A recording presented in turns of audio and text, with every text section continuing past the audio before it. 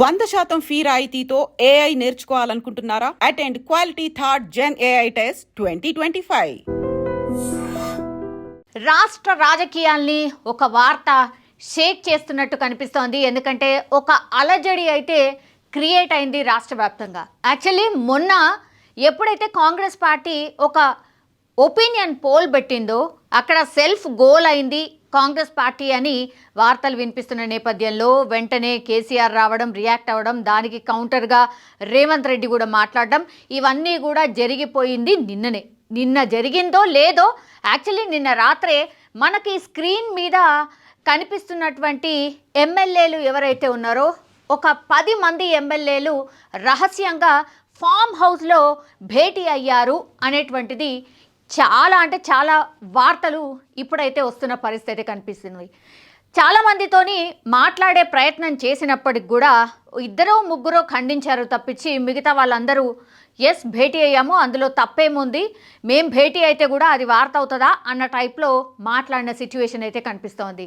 ఇప్పుడు ఈ వార్త పూర్తిగా రాష్ట్రాన్ని అయితే షేక్ చేస్తున్న పరిస్థితి అయితే కనిపిస్తోంది. ఇది పుకార్లా లేకపోతే నిజంగానే జరిగిందా అనేది ఒకవైపు పక్కన పెడితే అసలు ఈ వార్త యొక్క పూర్తి సారాంశం ఏంది, ఇవన్నీ ఫొటోస్ చూస్తూ ఈ 3 ఫొటోస్ చూస్తేనే మీకు అర్థమై ఉంటుంది ఏంటి సీన్ అనేది.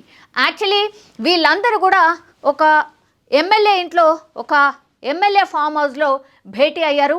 ఈయననే అనిరుద్ రెడ్డి, ఆయన ఫామ్ హౌస్లోనే నిన్న రాత్రి భేటీ అయ్యారు వీళ్ళంతా అనేది ఇప్పుడు వార్త. సో ఏం జరిగిందో ఒక్కసారి చెప్పే ప్రయత్నం చేస్తాను. సీక్రెట్ మీటింగ్ జరిగింది అనిరుద్ ఎమ్మెల్యే అనిరుద్ ఇంట్లో అనేది ఇప్పుడు వార్త సారాంశం. యాక్చువల్లీ తెలంగాణ కాంగ్రెస్ పార్టీలో ఒక ముసలం అయితే మొదలైంది అంటూ ఒక ప్రచారం అయితే సాగుతోంది. దాదాపుగా 11 మంది హస్తం పార్టీకి సంబంధించిన ఎమ్మెల్యేలు హైదరాబాద్ శివార్లో హోటల్లో రహస్యంగా సమావేశమయ్యారని పుకార్లు వస్తున్నాయి.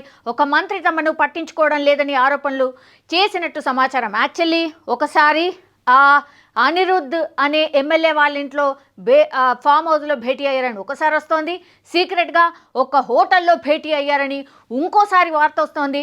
కానీ భేటీ అయితే జరిగింది, ఎక్కడో చోట వీళ్ళ భేటీ అయితే జరిగింది. 11 మంది భేటీ అయ్యారని కొద్దిసేపు వార్తలు వస్తున్నాయి. 10 మంది అంటున్నారు, 8 మంది అంటున్నారు. సో రకరకాల వార్తలు అయితే వస్తున్న పరిస్థితి అయితే కనిపిస్తోంది. వీటన్నిటి మీద క్లారిటీ రావాల్సిన పరిస్థితి కనిపిస్తోంది. అండ్ ఒక మంత్రి తమను పట్టించుకోవడం లేదని ఆరోపణలు చేసినట్టుగా కూడా సమాచారం. ఆ మంత్రి ఎవరో కాదు, పొంగులేటి శ్రీనివాసరెడ్డి మీదనే డైరెక్ట్గా వీళ్ళు తమ అసంతృప్తిని వ్యక్తం చేస్తున్నట్టుగా సమాచారం.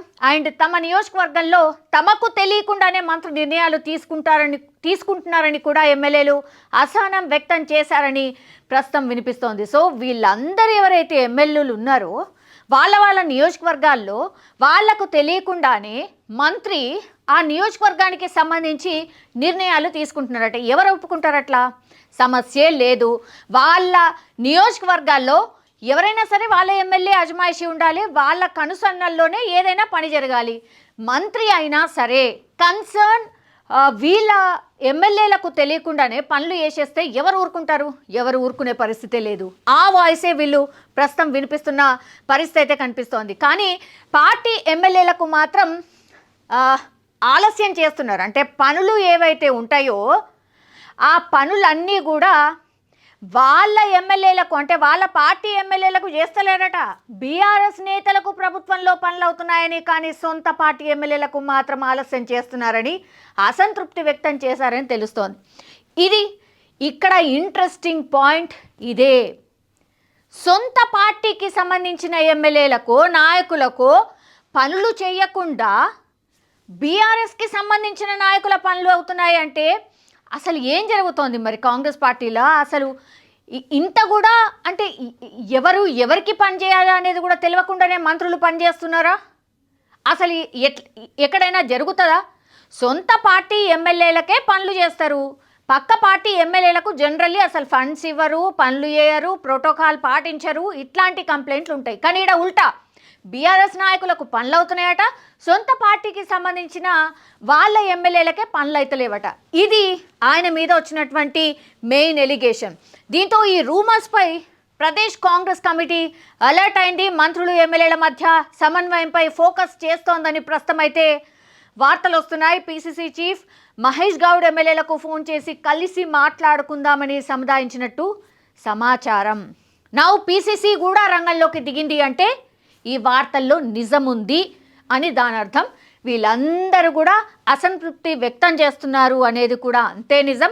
సో ప్రస్తుతం పిసిసి రంగంలోకి దిగింది. యాజ్ వెల్ యాజ్ డెఫినెట్లీ కేంద్రం నుంచి కూడా వీళ్ళకు కొంతమేర ఇన్స్ట్రక్షన్ వచ్చి ఉంటాయి, ఆర్ అసలు ఏం జరుగుతోంది తెలుసుకోండి అని అక్కడ ఉన్నటువంటి పెద్దలు కూడా అలర్ట్ అయి ఉంటారు రాష్ట్రంలో ఏం జరుగుతుంది అనేది. కర్ణాటకలో ఇట్లాంటి వార్తలే వచ్చాయి.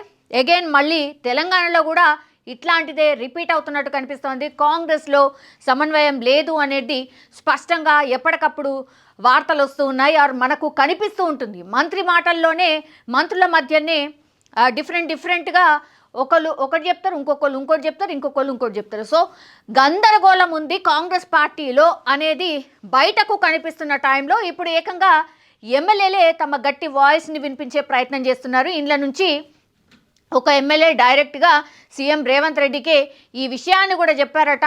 ఇది జరుగుతోంది పట్టించుకోండి అనేసి చెప్పినప్పటికీ కూడా ఆగండి నేను మాట్లాడతాను అనేటువంటి విషయం చెప్పే లోపలనే వీళ్ళ భేటీ జరిగిపోయింది. ఆ తర్వాత ఏం జరుగుతుందో ఏంటి అనే గందరగోళం స్టార్ట్ అయిపోయింది. ఈ వార్త బయటకు వచ్చేసింది. ఆ తర్వాత ఇప్పుడు పిసిసి కూడా రంగంలోకి దిగినట్టు ప్రస్తుతం అయితే కనిపిస్తోంది. వాళ్ళే టార్గెట్గా, అంటే ఎవరు టార్గెట్గా, రహస్యంగా భేటీ అయినటువంటి 11 మందిలో 4 పాలమూరు ఎమ్మెల్యేలు అని వినిపిస్తోంది ప్రస్తుతం అయితే. ఫోన్ ద్వారా మరో 6 మంది ఎమ్మెల్యేలు టచ్లోకి వచ్చారని కూడా సమాచారం. దెన్ పనులు కాకపోవడం మీద వాళ్ళు అసంతృప్తి వ్యక్తం చేశారని కూడా ప్రస్తుతం తెలుస్తోంది. బిల్లుల విషయంలో నెలల తరబడి ఎదురు చూడాల్సి వస్తోందని ఆరోపణలు వినిపిస్తున్నాయి. ఫైనాన్స్ కావచ్చు, రెవెన్యూ, ఇవి రెండే కీలక విభాగాలు. సో ఫైనాన్స్ అంటే భట్టి విక్రమార్క, రెవెన్యూ అంటే పొంగులేటి శ్రీనివాసరెడ్డి. సో ఎమ్మెల్యేలు టార్గెట్, ఈ ఇద్దరు మంత్రుల టార్గెట్గానే ఎమ్మెల్యేలు ఈ సమావేశం నిర్వహించారు అని కూడా ఒక వార్త. సో ఒక సోర్స్. సో పలువురు కాంగ్రెస్ ఎమ్మెల్యేలు అయితే దీన్ని ఖండిస్తున్నారు. బట్ ఇది బీఆర్ఎస్ సోషల్ మీడియా దుష్ప్రచారం అని ఎమ్మెల్యేలు కొట్టి పారేస్తున్నారు. ముఖ్యమంత్రి మంత్రులతో అంతా సఖ్యతతో కలిసి పనిచేస్తున్నారని చెప్తున్నారు. పాలన చూసి ఓర్వలేక ఫేక్ ప్రచారం చేస్తున్నారని సీరియస్ అవుతున్నారు. ఇన్ని చోట్ల ఇంతమంది మాట్లాడుతుంటే ఇది ఎట్లా ఫేక్ అవుతుంది? వీళ్ళందరితో మాట్లాడడం కావచ్చు, నిజంగానే మేము భేటీ అయ్యామని ఎమ్మెల్యేలు ఒప్పుకున్న పరిస్థితి, నిజంగానే మరి బీఆర్ఎస్కి సంబంధించిన వాళ్ళ పనులు ఎట్లా అవుతాయి? కాంగ్రెస్లో ఉంటూ కాంగ్రెస్ వాళ్లకు పనిచేయకపోవడం ఏంది? అండ్ ఇవి రెండు కూడా మనకు తెలుసు, finance as well as revenue, ఇవి రెండు కూడా చాలా చాలా కీలకం. సో ఆ రెండు శాఖలకు సంబంధించిన మంత్రులపైనే ఇప్పుడు పెద్ద ఎత్తున ఎలిగేషన్స్ వస్తున్నాయి.